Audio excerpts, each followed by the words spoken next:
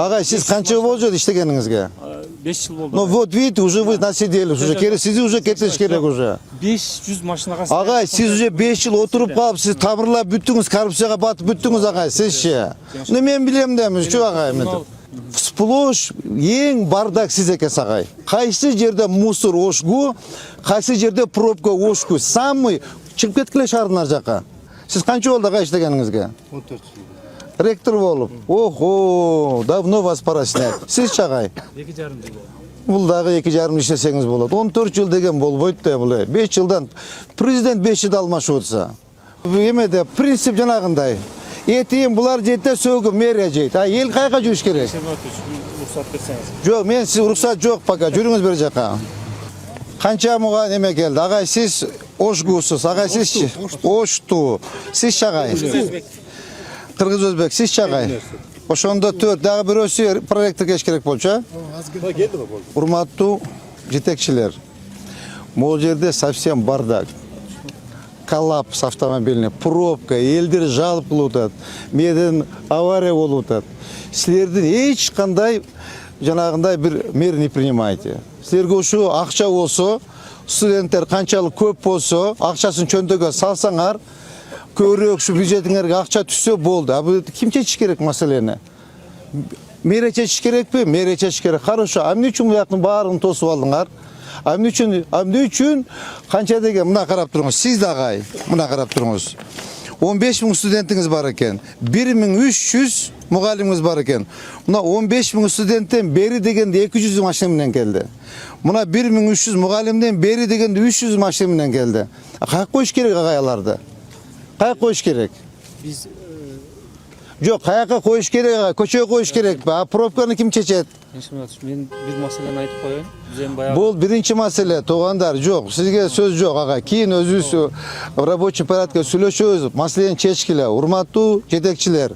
Мына жерде тетиги обочинадан баштап бир жака 10 метр кошулат. Дагы бир полоса кошобуз до конца. Мына машина батпай атат. Көрдүңөрбү?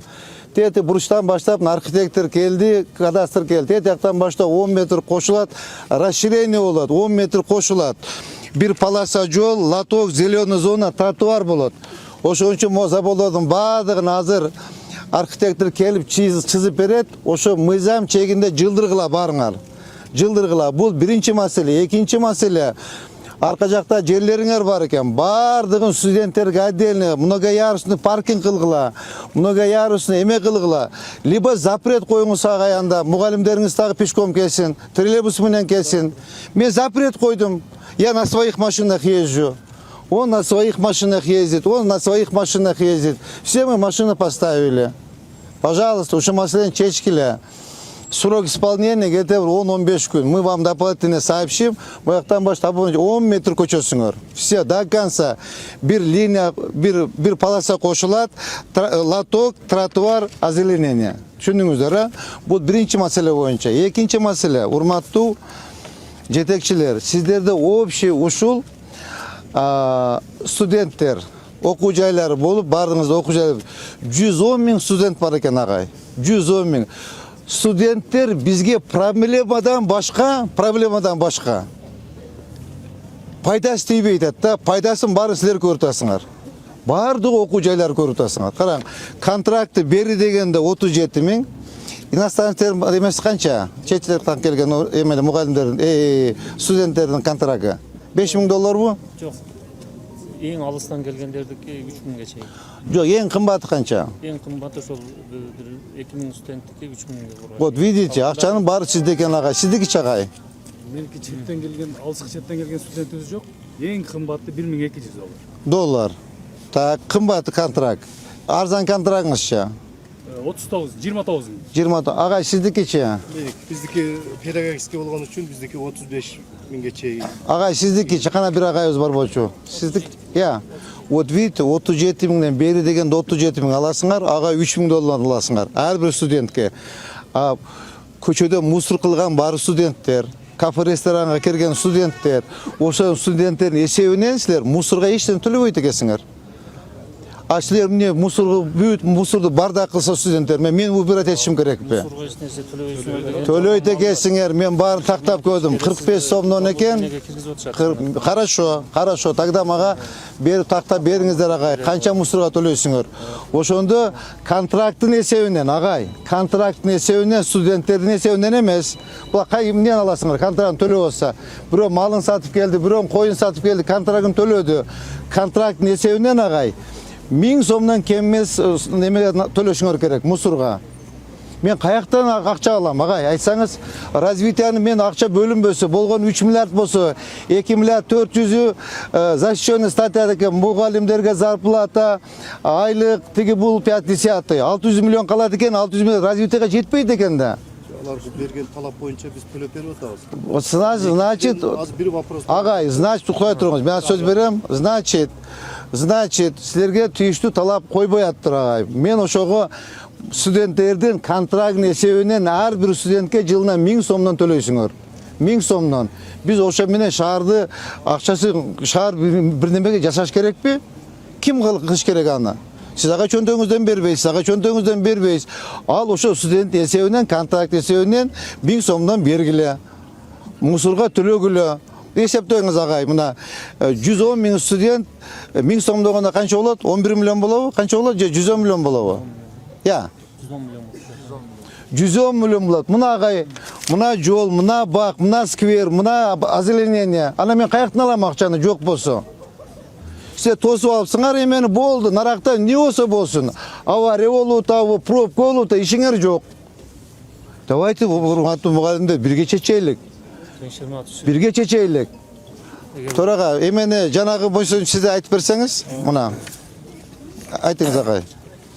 Биз былтыр токтомго алганбыз, эми 25 сом боюнчачы. Анан кийин 25 сом боюнча токтомго алганбыз, бүгүнкү күнгө чейин мисалы төлөнбөй келип атат да. Анан кийин ошол нерсесин мисалы азыр шаарды көрүп атабыз. Шаарда действительно мисалы Жеңиш Шерматович менен отурганда да көрдүк. Каражат жок шаарда. Развитияга вообще акча жок болуп атат. Анан кийин мына мисалы шаарда жүргөндө көпчүлүгү эле студенттер жүрүп атат. Мына ар бир студентке 20 сом деп бекитип берген экен. Мына агай, мына. Ошо төлөнүү жок, мындай да. Бизге мисалы түшпөйт атты ал акча. Биз берген 340 барлыгыбызданбы? Мынакей көрдүңүздөрбү агай? 343 сом берипсиңер. Берсеңиз бир 2 ооз. Айтыңыз агай, айтыңыз. 200 миң аз да агай. Жо эми биз полигонго Агай 200 миң сиз биз мусоруңуз. Жок, коюңуз агай, андай кылбаңыз. Не надо, жок, кереги жок. Жо, мен эми маалымат үчүн айтып коеюн да. Ооба. Анан кийин биздин студенттер шаардын бир 15% университетте жашаса, калганынын баардыгынын адрестери бар. Өздөрү кыркылып жашаганчы. Ошол жашаган адрестерден ар бир студент мусорун төлөп атат. Агай контракт эсебинен төлөп бериңиз. Көчөдө жүргөндө Агай көчөдө жүргөндөр эмес, семишке чакканын. Эмне үчүн логика туура келбейт экен? Эмне үчүн логика туура келбейт экен агай? Бир мектептер бар, частный. Алар үйүндө ham төлөйт баласына. Көчөдө жүргөн үчүн студенттер астрокодо отурат. Сиз только акча сиздин чөнтөгүңүзгө түшүш керекпи? Мен эми өзүм кылганын айтып коеюн, Жеңиш Шерматович, эгер уруксат. Эмне кылдыңыз? Шаарга эмне жумуш жасап бердиңиз? Сиз айтсаңыз. Наркоюзду азыр сизди алып өтүп көрсөтөйүн, Жеңиш Шерматович. Мен тазалап атам бардыгын. Наркоюзду мен мына ушул пробканы жок кылалы деп Агай, сиз канча болжот иштегениңизге? 5 жыл болду. Ну вот видите, уже вы насидели, уже сиз уже кетиш керек уже. 500 машинага. Агай, сиз уже 5 жыл отуруп калып, сиз табырлап бүттүңүз, коррупцияга батып бүттүңүз агай, сизчи. Men билем демиз, чу агай мен.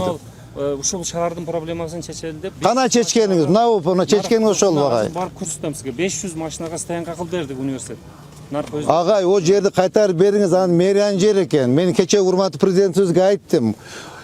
Сплош эң бардак сиз экенсиз агай. Кайсы жерде мусор ошгу, кайсы жерде пробка ошгу. Самый чыгып кеткиле шаардын ар жакка. Чыккыла, мен жер берейин, көчүп кеткиле. Эң бардак агай сиз экенсиз. Мына мен сизге айтып коеюн. Капа болбоңуз агай, мына пресса турат, мына эң бардак сиз. Кайсы жерде ошки, мынакей Ленин көчөдө ошку, сиз бардак пробка. Курманжандаткада сиз бардак пробка. Могу жерде бардак пробка. Где ошку, там бардак, там пробка. Пожалуйста, агай, возьмите на контроль. Мен муну өкмөт деңгээлинде көтөрөм. Эртең коллега болгондо айтамын. Урматтуу президентибиз Садыр Нуркожоевичке айтамын. Ошку не работает, везде бардак, саботаж деп айтамын. Столько деньги собираете, ничего не делаете. Шаарга эмне жардам кылып атасыз? Эмне эч кандай жардам кылгансыз? Кроме мусора, кроме пробки, больше ничем не занимаетесь. Вот так я вам скажу. Урматтуу жетекчилер, мен просьба силерден, агай, мен силерди өтө жакшы көрөм, сыйлайм, урматтайм. Шаардыктарда сыйлап коюңуздар да. Шаардыктар сыйлап коюңуздар. Мына көчөнү кара, пробка, ГАИ 2, мына товарищ полковник. Пробка, мынакей, пусть он скажет. Пробка агай. Мен 1,5 жыл болду. Келгениме 1,5 жылдан бери ушул. Пробка, ушул ахвал. КамАЗдар туруп аткан, буга КамАЗдар тазалап берди. Ага карабай эле студенттер, мугалимдер келет экен. Автобус токтогонго жери жок. Мына көрдүңүз багай, мына жерде канча деп кана берсең кагазды. Мына агай карасаңыз мына. Сизде эле Ошкуда 15 миң студент бар экен. 15 миң жок дегенде 500 машина менен келет да. Мына 1300 мугалим бар экен. Жок дегенде жарым миң машина менен келет. Каяк коет алар агай? Ошону өзүңүз шарт түзүп бериңиз агай. Шарт түзүп бериңиз. Паркинг аркага коюңуз. Ону караңыз, өзүңө татына кылып тосуп алып туруп, а за городом и за вашей территорией бардак. Мына эме боюнча мынакей 9 миң. Кыргыз-Өзбек университети мынакей 10 миң студент бар экен. Сиз багай? Сырттан кошулган кой болуп. Yok, kança hazır действующий, kança student var ağay? Очныйлар 5400. Ну вот видите, 5400 болса ошону жок дегенде 500 машина менен келип атпайбы агай? 500 машина менен келет. Мына мугалимиңиз 400 экен. Бери дегенде 150 машина менен келет. Каяк коюш керек агай? Мунунчу каяка? Беди эл басабы, жүрөбү кандай болот бул? Буяктан буякта жашаган элдер каяктан өтөт? Баарын жолду эки бет кылып элеп алыпсыңар. Кичине шаардыктарды ойлоп койгула да. А мен ойлоп отсам, хорошо, сиз жетекчи, вуздун жетекчи катары, силер өзүңөрдүн вуздуңа защита кылып атасыңар. А Ош шаарынын эме атасы менмин да. Мен карашым керек да. Урматтуу президентибиз айтты, барып шаарды кара деди. Ана мен да барып жатып алайынбы? Ар бир шаар келип, майыбы барбы, инвалиди барбы, крутойу барбы, не крутойу барма келип проблемасын айтып отса, эмнеси отурасыз? Мыякта бардак болса, пробка болса, авария болуп калса чечпейсизби деп атат меничи. А вы не хотите нам помочь. Не хотите, просто саботажем занимаетесь. Болтовнёй занимаетесь. Баарын сиздермен чогуу чечишим керек да мен, ага, чечишим керек да. Siz kança oldu aga işlegeniңizге? 14 жыл. Ректор болуп. Охо, давно вас пора снять. Siz чагай? 2,5 жыл. Бул дагы 2,5 иштесеңиз болот. 14 жыл деген болбойт да бул. 5 жылдан президент 5 жылда алмашып отса. Мамлекеттин президенти 5 жылдан алмашат. 2 срокко барганга укугу бар. 15 жылдан бери кандай бул? Сизден башка ректор жок багай. Же сизден башка мугалим жокпу? Эми в рабочем порядке бул эми айтып атам да. Просто урматтуу жетекчилер, муну силер менен чогуу карап атсак, мен чече албайм муну. Мен чече албайм. Шаардын буягынан кирсең, Оский районунда бардак, буягынан карасаң, Ноокат жагынан бардак, буягынан карасаң, Тетиги жагынан бардак, буягынан карасаң, моолар келип тополон кылып атат. Мына сиздер менен мен алып барайын маптарга. Мен элдер жеп коюп атат меничи. Айта же светофордун же тротуарың жок, же лотогуң жок, же сквериң жок, багың жок дейт. Мына караң, Моякта Акбуран этегинде мына 10 гектар жер турат, мынакей парк мынакей. Мулар байкуш жителдер паркы жок отурушат. Бардыгын жеке менчиге берип салыпсыңар. Бардыгы мына Акбуран хотя охраняемый зона, бардыгы парк. Барын берип салыпсыңар мынакей. Агай, сиз түшүндүңүз, пожалуйста, жардам бериңиз. Агай, берип каласыңыз. Так, значит, аз бир архитектор келет агай, тетиги обочинадан баштап бир полоса жол түшөт агай, лоток, тротуар озеленет. Мунаны бияка көчүргүлө. Бул биринчи маселе агай. Экинчи маселе, паркинг маселесин чечип бериңиз агай. Чечип бериңиз, пожалуйста, суранам. Агай, сизден суранам, как шаардын мэри катары суранам. Агай, чечип бериңиз, агай, чечип бериңиз. Мына жолго койбогула, пожалуйста. Анда өзүңөр чыгып тургула агай. Туруң мына мага окшоп өтүктү кийиң агай. Постумду кийиң да чыгың агай мерге. Туруң эртең менен. Студенттерим баарын айтам, болбойт уулум, болбойт балам деп айткыла. Сиз да агай эртең менен барып ошол жерде туруң анда. Эртең менен завтра 6-да бөтө жолугушайлык. А силер чечпесеңер мен чече албайм дагы, мен укпайт да. Эмени бир полоса кошосуңар, так, лоток, тротуар, озеленение. И мону сызып бир линияга коюп бергиле. Барды булар өздөрү, агай, өзүңөр тазалап, жакшынакай кылып жасап койгула. Ошо 3 маселе агай. Биринчи маселе, мону бүт бардыгын жардам бергиле агай. Экинчи маселе, өзүңөрдүн мына паркингерди эртеңден баштап койбогула агай. ертеңден баштап агай сиз бул жерде туруңуз. Бир сизде 4 жетекчи, ректор 4 жыл тургула ошол жерде. Барып эметкиле. Товарищ полковник, пожалуйста, вы на контроль возьмите. Все өздөрү келип турушсун. Мугалимдерин айтсын, койбогула. Үчүнчү маселе агай, жана мусор боюнча мен эртең силерди кабыл алайын. Агай, сиз канча мусорго төлөйсүз? Агай, сиз канча мусорго төлөйсүз? Агай, сиз канча мусорго төлөйсүз? Ошонун баарын мага алып келип бергиле. Агай, бул деген баардыгы менин чөнтөгүмө калбайт, шаардын чөнтөгүнө калат. Как-то bir развитие бош керек биз. Жүдөп какып отурабыз. Өзүңөр мурдагы ош жок, туугандар. Кара, ошо силердин төгүп берген акчаңа да прозрачно, бир копейканы, бир канча поступление, канча расходтор мен силерге керек болсо кеңешип барын жасайм. Мен бир тыйын жеп, мен бу жерде урдап кетем, байып деген келген жок, мага кереги жок. Мен шаар үчүн урматтуу президентибиз жиберди иште деп, мен иштейм. Если он завтра снимет, мен если сегодня снимет, мен купеганы кием дагы таксиге отуруп кеттим үйүмө. Пока я мэр города, вы должны мне подчиняться, пожалуйста. Мен требованиямды аткаргыла. Түшүндүңүзбү агай? Агай, түшүндүңүзбү? Кичпейилдеге мен гурбет этип койсом, кечирим сурайм. Агай, түшүндүңүзбү? Гурбет этип койсом, кечирим сурайм. Работа такая, эмне кылайын эми? Баарыңар эле аке жүйкө десең, баарың туугансыз. Сиз менен сурасам, сиз да тууган болуп чыгасыз. Сиз аяшкөн болуп чыгасыз. Сиз болсо кудам болуп чыгасыз. Сиз болсо дагы досум болуп чыгасыз. Ушундай эми кыргызчылык экен да. Давайте вместе баардык чогуу бир арабаны тартайлы. Анда агай сиз эртең саат ошол 10го келиңиздер. Нурбек Сүйүнбаев, сиз баардык эмелер, допустим, сиз шаар үчүн эмне кылып бердиңиз агай? Кроме мусора. Агай, сиз шаар үчүн эмне кылып бердиңиз? Агай, сиз шаар үчүн эмне кылып бердиңиз?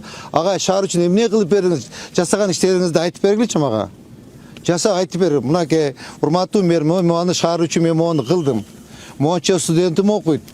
Мечиттер эле зекет кылып атат го. Мечиттер эле зекет берип атат. Силер вы обязаны жасаганы шаарды караганычы. Анан этин жеп сөөгүмдү кыргытып коесуңарбы? Акчасын аласыңар, чөнтөгкө саласыңар. Ар бир студенттен 40 миң, 50 миң аласыңар, 3 миңден аласыңар. Анан кийин ким аны мусорун тазалаш керек? Казынага түшөт.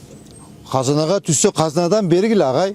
Мен студенттердин чөнтөгүнөн деп айткан жокмун. Мына байкы студент атасынын бир коюн малын сатып келип контракт төлөбөз. Аны мен мындан дагы 500 сом мусорго төлөсө эртең сөгүп чыгат. Бул кызымчы менин. Сиз төлөшүңүз керек. Контракт эсебинен 500 сомдон либо 1000 сомдон агай сиз казынадан которуп коюң мэриянын счетуна.